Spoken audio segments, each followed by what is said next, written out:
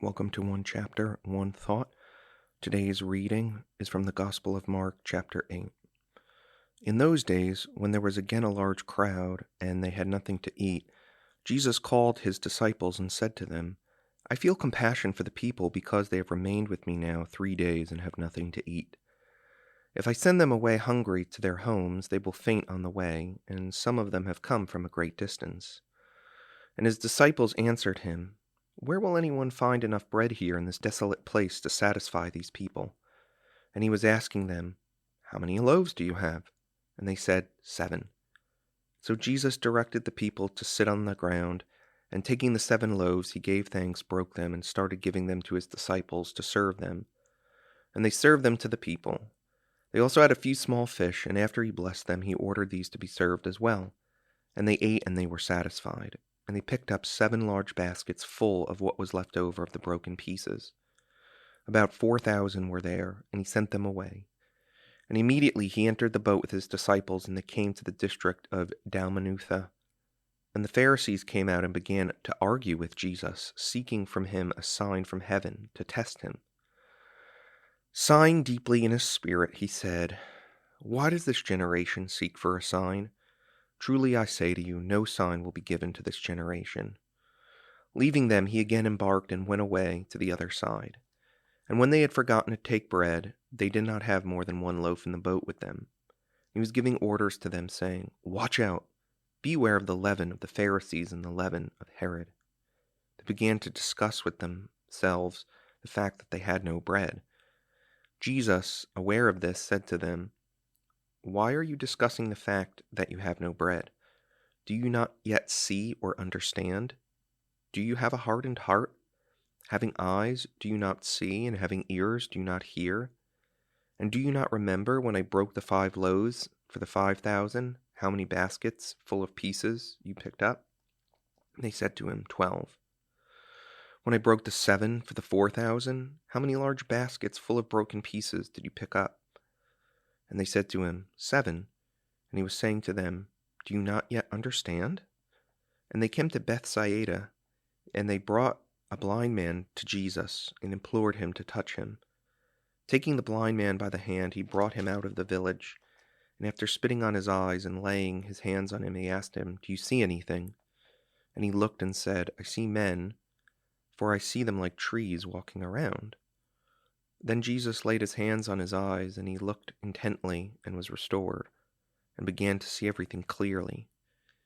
And Jesus sent him to his home, saying, Do not even enter the village.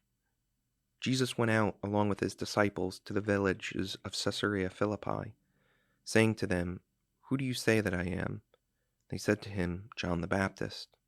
And others said, Elijah, but others, one of the prophets. And he continued by questioning them, Who do you say that I am? Peter answered to him, You are the Christ. And Jesus warned them to tell no one about him. And he began to teach them that the Son of Man must suffer many things, and be rejected by the elders and the chief priests and the scribes, and be killed, and after 3 days rise again. And he was stating the matter plainly. So Peter took him aside and began to rebuke Jesus. But turning around and seeing his disciples, Jesus rebuked Peter and said, Get behind me, Satan, for you're not setting your mind on God's interests, but man's. And he summoned the crowd with his disciples and said to them, If anyone wishes to come after me, he must deny himself, take up his cross, and follow me. For whoever wishes to save his life will lose it, but whoever loses his life for my sake and the gospel's will save it. For what does it profit a man to gain the whole world and forfeit his soul? And what will a man give in exchange for his soul? For whoever is ashamed of me and my words in this adulterous and sinful generation, the Son of Man will also be ashamed of him when he comes in the glory of his Father with the holy angels. One thought. Chapter 8 marks a turning point in the Gospel of Mark. It is Peter's confession of faith and the first prediction of Jesus' crucifixion and death. But with this turning point, we see another theme emerging again. What does it profit a man to gain the whole world and forfeit his soul? Jesus again challenges our view of wealth. He's saying here that you can become wealthy and successful and yet be far from God.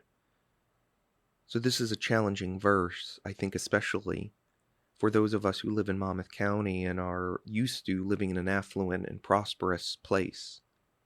We might even be so bold to say that greed can have a stranglehold on Monmouth County at certain places and at certain times. How do I know? Well, I think all you need to do is have eyes. Just look around and see. The busyness, the rushing, the scraping, the clawing to make it. But I think Jesus here is challenging us and presenting an alternative vision for us. What if instead of money, we lived for a deeper purpose? This isn't to say that providing for your family is unimportant. That's very important. This isn't to say that finding meaningful work and making a living wage isn't important. That's very important. But I am talking about something that transcends wealth, that transcends success. What if we lived for His kingdom? He challenges to take up our cross and follow Him. And that just might be the deepest purpose that we need, that gives us the motivation to get out of bed every morning, that we are representing Jesus in the world no matter where we go and what we do.